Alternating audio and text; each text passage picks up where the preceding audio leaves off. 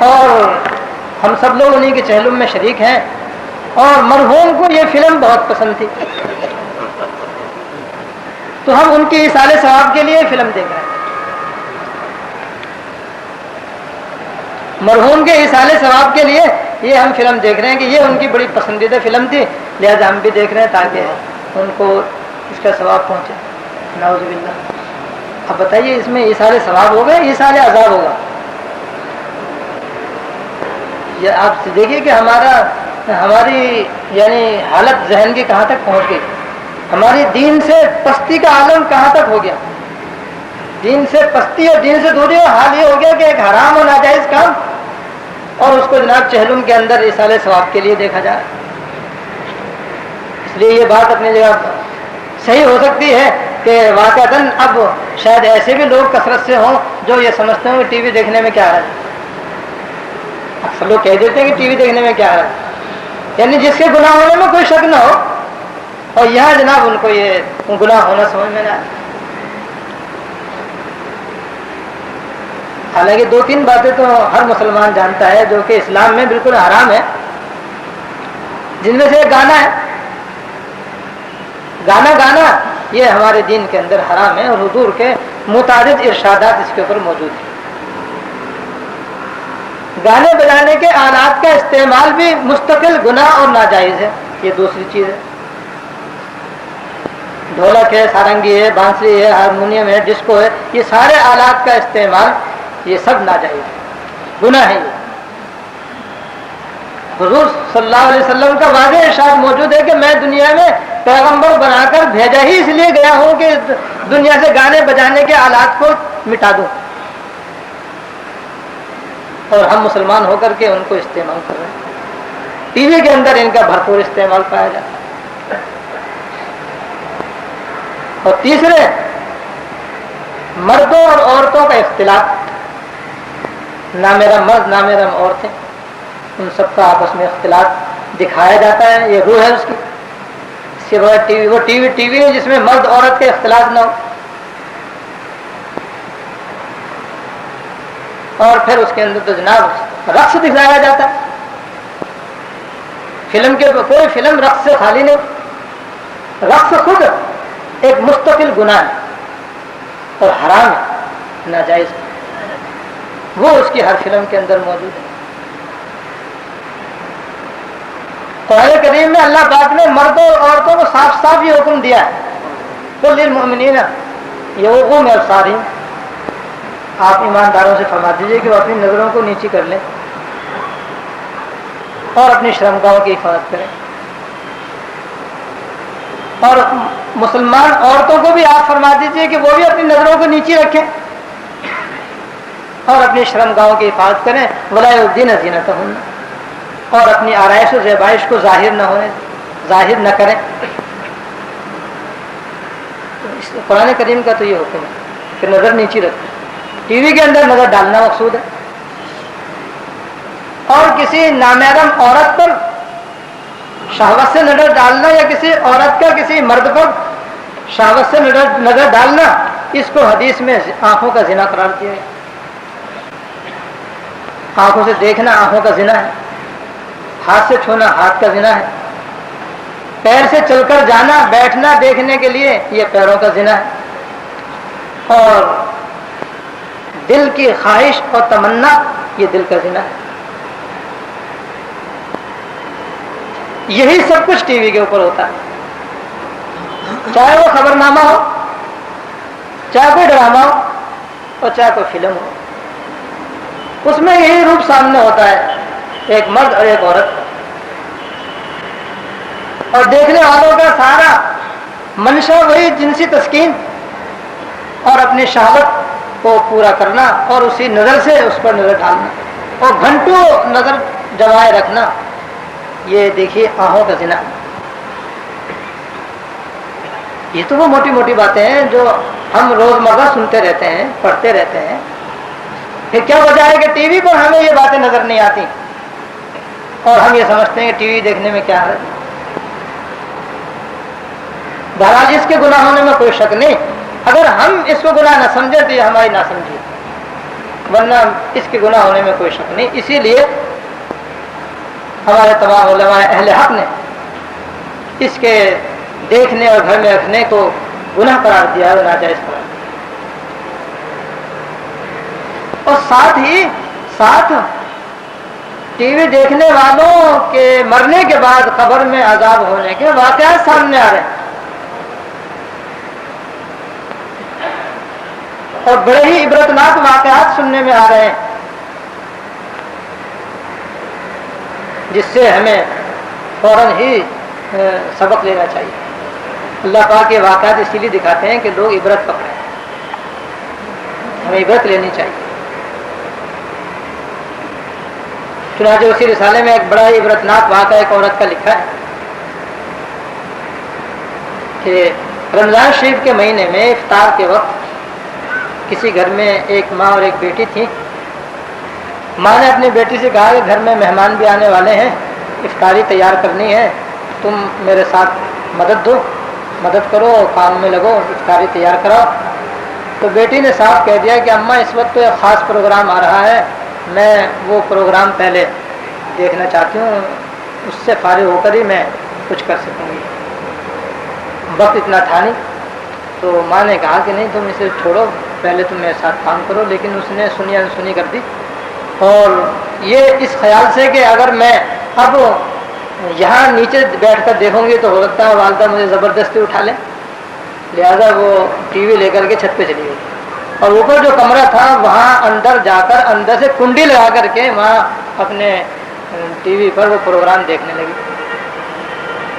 ماں آوازیں دیتی رہ گئی لیکن اس نے کچھ نہیں سنا. جو کچھ ماں سے بنا اس نے بنایا. اس کے بعد لوگ بھی آ گئے, افطاری بھی ہو گئی, سب کچھ ہو گیا. ماں نے اس کو آواز دی اوپر سے کہ کم از کم آ کر تو وہ بھی افطار کر لے, لیکن اس نے کوئی جواب نہیں دیا. تو ماں کو تشویش ہوئی, ماں اوپر گئی, اوپر جا کر دستک دی, آواز دی, تو بھی اندر سے کوئی جواب نہ آیا. تو وہ گھبرائے گی کیا بات ہے, اندر سے کیوں نہیں جواب آیا.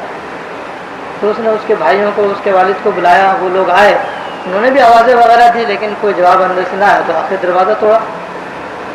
دروازہ توڑ کر جب اندر گئے تو دیکھا کہ وہ ٹی وی کے سامنے مری ہوئی ہے اور اس کا انتقال ہو چکا. وہ زمین پر پڑی ہوئی ہے اور اس کا انتقال ہو چکا. اب لوگ پریشان ہوئے سب, یہ گھر والے, اور اس کو اٹھانے کی کوشش کرنے لگے تو وہ اس کی لاش نہ اٹھے. ایسا معلوم ہوتا ہے کہ اس کے اندر ٹنوں وزن آ گیا.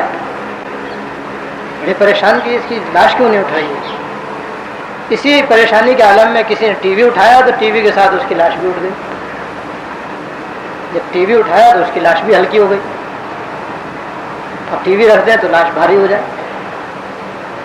اب وہ ٹی وی اٹھایا تب اس کی لاش اٹھی. اس طرح اسے نیچے لے کر کے آئے, اسے غسل دیا, کفن دیا. اس کے بعد اب باہر لے جانے لگے تو پھر اس کی مسحری ایسی ہو گئی جیسے پہاڑ رکھا ہوا, کسی طرح نہ اٹھے. اب جناب ٹی وی اٹھایا تو وہ مسحری بھی اٹھ گئی, شرمندہ بھی اور مصیبت میں بھی. اب آخر ٹی وی آگے آگے چلا, تب اس کا جنازہ گھر سے نکلا. کتنی عبرت کی. اس طرح سے پھر اس کو نماز جنازہ پڑھی اور اس کو قبرستان لے گیا. ٹی وی آگے آگے جا رہا ہے, پیچھے پیچھے جنازہ جا رہا ہے. اور وہاں قبرستان میں لے جانے کے بعد میت کو قبر میں اتار دیا اور دفن کرنے کے بعد, قبر مکمل کرنے کے بعد اب واپس ہونے لگے تو ٹی وی کو بھی لوگوں نے اٹھایا کہ چلو بھی واپس لے چلیں. وہ ٹی وی کو جو واپس لے چلنے لگے تو اس کی لاش قبر میں سے باہر آ گئی. یہ ہے کتنی عبرت کی بات کہ جب ٹی وی انہوں نے اٹھایا قبرستان سے گھر واپس لانے کے لیے تو اس کی لڑکی کی لاش جو ہے وہ قبر میں سے باہر آ گئی. لوگوں نے پھر جلدی سے ٹی وی کو رکھا اور اس کی لاش کو اندر کیا اور پھر قبر کو صحیح کیا اور صحیح طریقے سے دفن کیا. اور اس کے بعد ٹی وی اٹھا کر چلے تو پھر دوبارہ اسی طریقے سے اس کی لاش باہر آ گئی. اب لوگوں نے کہا کہ بھائی یہ تو ٹی وی کے ساتھ ہی دفن ہوگی, اس کے سوا تو کوئی صورت نظر نہیں آ رہی. آخر ٹی وی بھی اس سے سرانے رکھا, اس کی لاش بھی قبر میں رکھی, ٹی وی بھی قبر میں رکھا اور ٹی وی کے ساتھ ہی اس کو دفن کرنا پڑا. اب آپ سوچیے اس کا کیا حشر ہوا ہوگا, کیا انجام ہوا. اب یہ عبرت کے لیے اللہ پاک نے ہمیں ہماری عبرت کے لیے یہ دکھا دیا. اب بھی اگر عبرت نہ پکڑے تو پھر یہ تو ہماری ہی نالائقی ہے، اللہ تعالیٰ کی طرف سے تو اتمام حجت ہے۔ یہ لڑکی کا واقعہ ہے۔ اب ایک آدمی کا قصہ سن لو، یہ سعودی عرب کا واقعہ۔ سعودی عرب میں دو دوست رہتے تھے، ایک ریاض میں اور ایک جدے میں۔ دونوں اچھے نیک صالح آدمی تھے اور آپس میں بڑی گہری دوستی تھی، بڑی محبت تھی۔ ریاض والے دوست نے اپنے بچوں کے بے حد اصرار پر ان کو ٹی وی لا کر دے دیا۔ اب گھر والے ٹی وی دیکھنے لگے، کچھ دنوں کے بعد اس کا انتقال ہو گیا۔ اس کے انتقال کے بعد جدے والے دوست نے خواب کے اندر ریاض والے دوست کی زیارت کی تو دیکھا کہ وہ کچھ عذاب میں ہے، تکلیف میں۔ تو اس نے پوچھا بھائی کیا حال ہے تمہارا؟ اس نے کہا کہ بس کیا بتاؤں کہ جب سے میرا انتقال ہوا ہے اپنے گھر والوں کو ٹی وی لا کر دینے کی وجہ سے عذاب میں مبتلا۔ اب وہ تو ٹی وی دیکھ کر کے مزے اڑا رہے ہیں، لیکن میں عذاب کے اندر مبتلا ہوں، میں جانتا ہوں کس طرح میرا وقت گزرتا ہے، میں بہت سخت تکلیف میں ہوں۔ اور اس نے اپنے دوست سے کہا کہ تم ذرا وہاں جا کر کے انہیں سمجھاؤ کہ وہ کسی طریقے سے ٹی وی گھر سے نکال دیں تو میرا عذاب دور ہو جائے۔ اس نے کہا کہ اچھا میں جاؤں گا، ان کو سمجھاتا ہوں۔ سویرے اس کو یاد نہیں رہا اور یہ ریاض نہیں گئے بلکہ اپنے کام میں جدے میں مشغول رہے۔ رات کو پھر خواب میں جدے والے اور ریاض والے دوست کی زیارت ہوئی اور اس نے پھر کہا کہ بھائی میں نے تم سے کہا تھا تم جلدی جاؤ، میں بہت تکلیف میں ہوں، تم گئے نہیں ابھی تک۔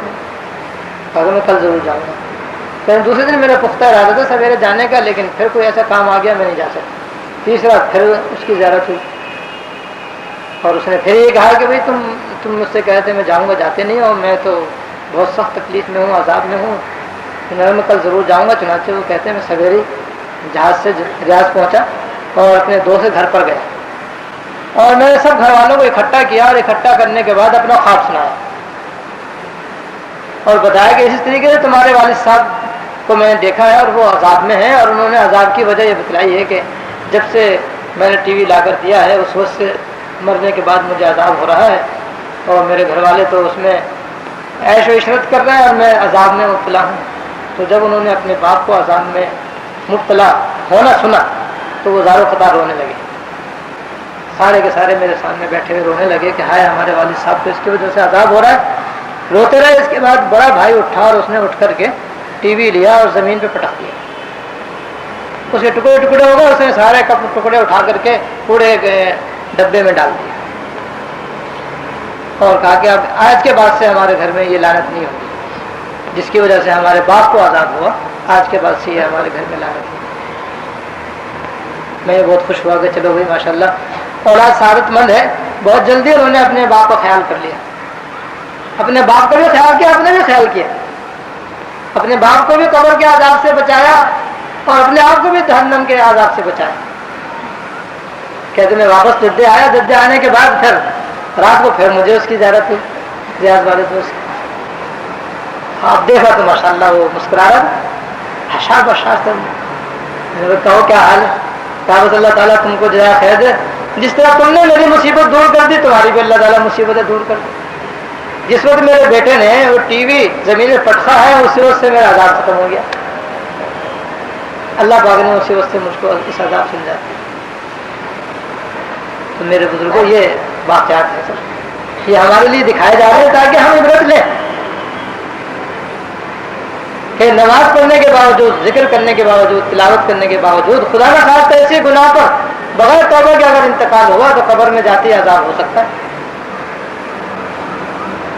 اور منازعت توبہ سے بھی ہو سکتی ہے جب ہم یہ گناہ سمجھیں گے، اس سے بچنے کی کوشش کریں گے، اور خدا نہ خواستہ ہم اسے گناہ ہی نہ سمجھیں جیسے کہ بعض لوگوں کا حال ہے تو وہ کیا توبہ کریں گے، اور گناہ سمجھ کر کے بھی اگر نہ چھوڑا تو کیا چھوڑا؟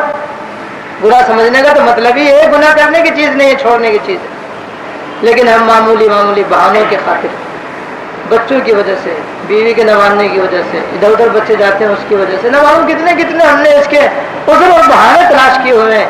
یاد رکھیے کسی بہانے سے چوری حلال نہیں ہوتی، کسی بہانے سے شراب نوشی حلال نہیں ہو سکتی، یہ گناہ تو چھوڑنا ہی پڑے گا. جو چھوڑ دے گا وہی نجات پائے گا, وہی آخرت میں آئے گا, اور جو کرتا رہے گا اللہ کو. ایک تبلیغی دوست نے ہندوستان کا ایک قصہ سنایا. کہتے ہیں کہ ایک علاقے میں ہماری جماعت گئی, مسجد میں ہم ٹھہرے ہوئے تھے اور اپنا کام کر رہے تھے کہ یکایک محلے میں سے کچھ لوگ آئے اور انہوں نے کہا کہ صاحب ذرا آپ ہمارے گھر چلیے, ہم لوگ بہت پریشان ہیں, ہمارے یہاں ایک میت ہو گئی ہے لیکن اس میت کے ساتھ عجیب معاملہ ہو رہا ہے. کہتے ہم سب لوگ گئے تو ہم نے اپنی آنکھوں سے دیکھا کہ ایک عورت کی لاش جو ہے وہ ان کے کمرے میں رکھی ہوئی ہے, اور اتنے بڑے بڑے زرد رنگ کے بچھو نہیں کھن کھجور ہے اس کے چاروں طرف کھڑے, منہ کھولے ہوئے,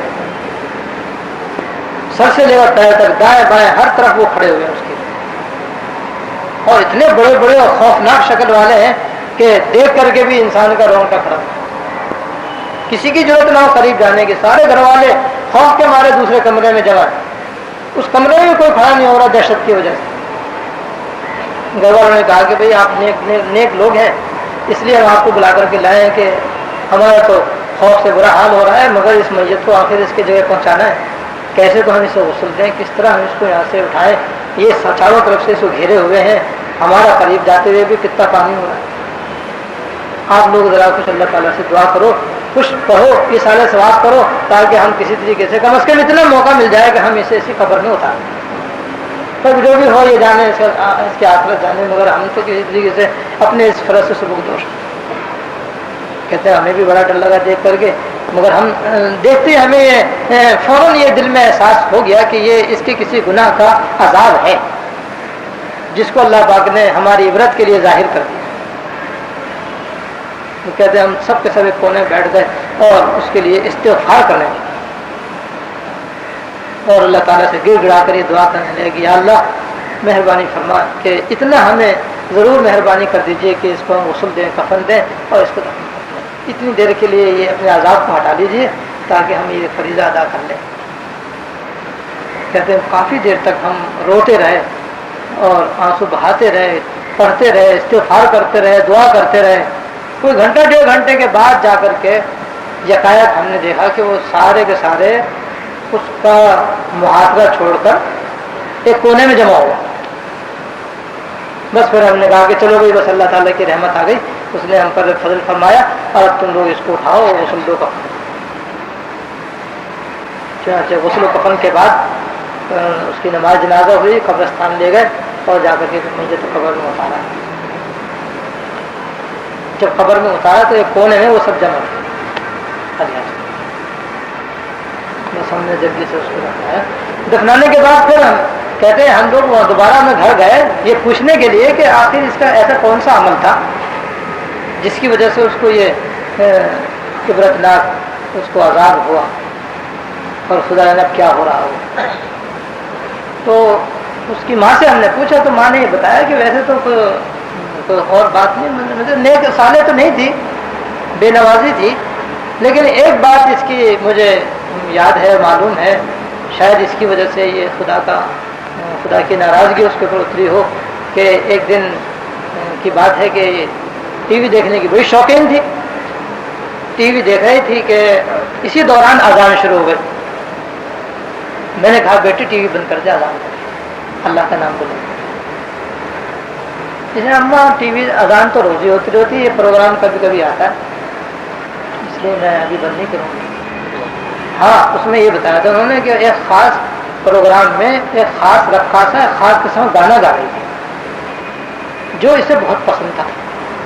اس پر ماں نے اس سے کہا کہ بیٹی گانا تو اسے بند کر, ٹی وی کو گانے کی آواز بند کر, اس لیے کہ اذان ہو رہی ہے, اللہ کا نام بلند ہو رہا ہے. تو اس پر اس نے یہ کہہ دیا کہ اذان تو روز ہی ہوتی ہے, یہ گانا پھر تھوڑی آئے گا, یہ پروگرام پھر نہیں آئے گا. تو ساتھی کہتے ہیں کہ بھائی ہم نے اس وقت یہ کہا کہ بھائی ہو نہ ہو اس کا جو یہ عذاب آیا ہے, اس پہ جو وبال اور خبر یہ مرتی جو عذاب نے اس کو گھیرا ہے, یہ ہو نہ ہو اسی کی نحوست ہے.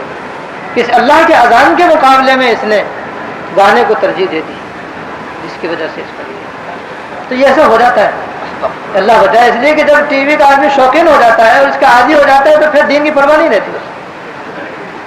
چنانچہ دیکھ لیجیے ہمارے رمضان شریف میں کہ ٹٹائی کے ساتھ دیکھا جاتا ہے, تراویح ہوتی رہتی ہے، ٹی وی چلتے رہتے ہیں، فلمیں آتی رہتی ہیں، اور جناب وہ اور اوقات بھی ہمارے دشمن ایسی اوقات پہ رکھتے ہیں تاکہ مسلمان افطار نہ کر سکیں، تراویح نہ پڑھ سکیں۔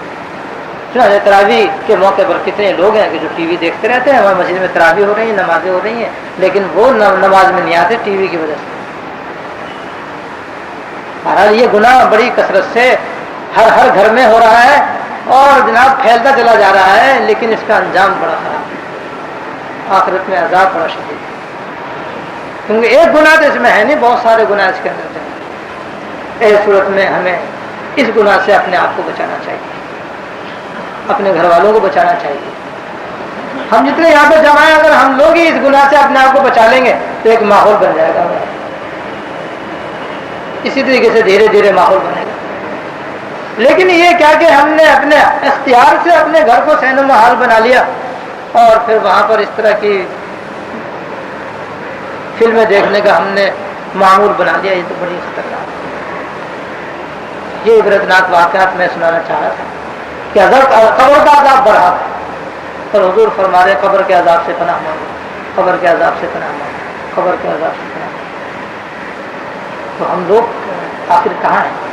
کب ہم اپنے قبر کے عذاب سے اپنے لیے پناہ مانگیں؟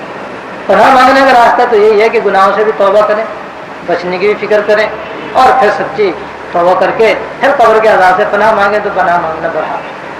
اور گناہ تو ہم چھوڑیں نہیں، اور گناہ چھوڑنے کا ارادہ بھی نہ ہو تو ایسی زبانی توبہ سے کیا فائدہ، اور پھر ایسے عذاب قبر سے پناہ مانگنے سے کیا ہوگا؟ پہلے گناہ چھوڑنا۔ تو یہ تو تذکرہ ہم سنتے رہتے ہیں، فلاں نیک عمل ہے، فلاں ادب ہے، فلاں ادب ہے، الحمدللہ بہت تفصیل سے، لیکن بھائی ان گناہوں کی طرف بھی ہمیں متوجہ ہونے کی ضرورت ہے، خصوصاً ان بڑے بڑے گناہوں سے، جو ٹی وی دیکھنا ہے، سود کا لین دین کرنا ہے، رشوت لینا دینا ہے، بد نظری کرنا ہے، بے پردگی کو اختیار کرنا ہے، نہ میرا مردوں کے سامنے بے حجابانہ آنا جانا ہے، اور تقریبات کے اندر مردوں اور عورتوں کا آراستہ پیراستہ ہو کر بے حجابانہ ملنا جلنا ہے۔ یہ بڑے بڑے گناہ ہیں ہمارے اس دور کے، جن سے بچنا ہمارے اولین ذمہ دار۔ بس دعا کریں اللہ تعالی ہم سب کو، سب مسلمانوں کو اس گناہ سے اور تمام گناہوں سے بچنے کی توفیق عطا فرمائے۔ اللهم لك الحمد لا نحصي ثناء عليك انت كما اثنيت، اللهم لك الحمد لا نحصي ثناء عليك انت كما اثنيت، اللهم صل على سيدنا مولانا محمد وعلى ال سيدنا مولانا محمد وعلى يا ارحم الراحمين یا رب العالمین، یا حی یا قیوم یا ذو الجلال والاکرام، ہم سب کی، ہمارے والدین کی، ہمارے اہلیات، سارے احباب و جملہ متعلقین کی کامل مغفرت فرما، یا اللہ ہم سب کی کامل مغفرت فرما، یا اللہ ہماری مکمل بخشش فرما۔ اب تک جتنے بھی گناہ ہم سے ہو چکے ہیں اپنے کرم سے معاف فرما، یا اللہ جتنے گناہ اب تک ہو چکے ہیں سب اپنے رحمت سے معاف فرما، اگلے پچھلے چھوٹے اور بڑے ہر قسم کے گناہ اپنے رحمت سے معاف فرما، اور آئندہ بھی سارے گناہوں سے بچنے کی توفیق عطا فرما، اور سچی توبہ کی توفیق، یا اللہ بے پردگی سے بچنے کی توفیق عطا فرما، رشوت خوری سے بچنے کی توفیق عطا فرما، سود خوری سے بچنے کی توفیق عطا فرما، یا اللہ ٹی وی کی لعنت سے بچنے کی توفیق عطا فرما، اس گناہ سے اور اس لعنت سے ہمارے گھروں کو پاک فرما، یا اللہ اس گناہ سے ہمارے گھروں کو پاک فرما، ہماری نظروں کو پاک فرما، ہمارے کانوں کو پاک فرما، ہمارے دل دماغ کو پاک فرما، ہمارے پورے معاشرے کو، ملک کو پاک فرما، اور پوری امت مسلمہ کو اس گناہ سے بچنے کی توفیق عطا فرما، یا اللہ ہمیں دنیا اور آخرت کی ہر خیر عطا فرما، اور ہر شر سے پناہ کامل عطا فرما، یا اللہ ہم سب کو اپنی رضا اور جنت عطا فرما، اور اپنی ناراضگی اور دوست سے پناہ عطا فرما، یا اللہ ہم سب کو اپنی رضا اور جنت عطا فرما، اپنی ناراضگی اور دوست سے پناہ کامل عطا فرما، یا اللہ ہم پر اپنی رحمت نازل فرما، اپنی برکتیں نازل فرما، یا اللہ گناہوں سے بچنے کی آپ ہی توفیق دینے والا ہے، یا اللہ کسی نیک عمل کی توفیق بجز آپ کے نہیں ہو سکتی، یا اللہ ہمیں تمام، یا اللہ اعمال صالحہ کی توفیق عطا فرما، اور سارے گناہوں سے بچنے کی مکمل توفیق عطا فرما، اور ہمارے احباب کو ہر قسم کی راحت اسلام کی اور عافیت عطا فرما، یا اللہ جتنے احباب نے اپنی دعاؤں کے لیے کہا ہے ان سب کی نیک تمنائیں پوری کرنا، اور ہم سب حاضرین اور حاضرات کی بخشش فرما، مغفرت فرما، عافیت عطا فرما، صحت عطا فرما، سلامتی عطا فرما، راحت عطا فرما، برکت عطا فرما، خاتمہ خالص و کامل یا اللہ نبی اکرم صلی اللہ علیہ وسلم نے دنیا اور آخرت کی جتنی بھلائیاں آپ سے مانگی ہیں سب ہم کو عطا فرما، اور جن چیز سے طرح مانگی ان سب سے طرح عطا فرما۔ یا اللہ ٹی وی گناہ ہونا ہمارے دل میں جما دے، یا اللہ سے گناہ ہونا ہمارے دل میں بٹھا دے، اور اپنے رحمت سے اعتراض سے ہم کو، ہمارے ہدایات کو، سارے آداب دل میں متعلقین کو اور سب مسلمانوں کو تسلیم توفیق عطا فرما۔ یا اللہ توفیق عطا فرما، یا اللہ توفیق عطا فرما، یا حضور کے سب ہماری دعاؤں کو دے۔ صلی اللہ تعالیٰ علیہ سیدنا مولانا آمین برحمتک یا ارحم الله الرحمن الرحيم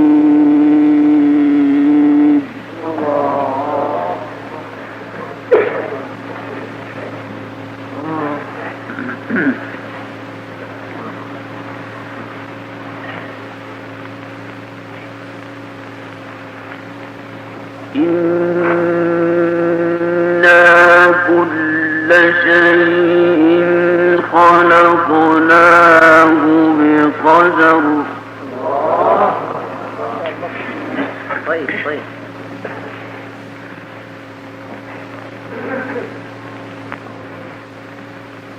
وما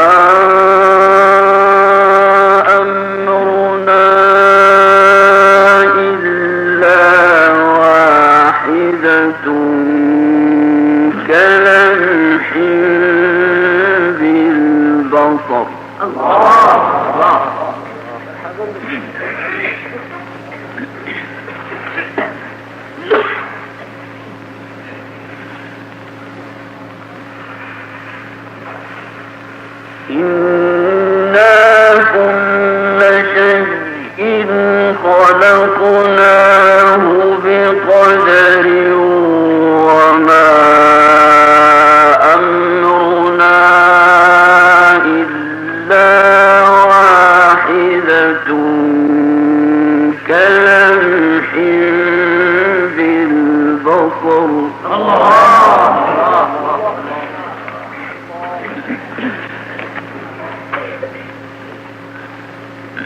الله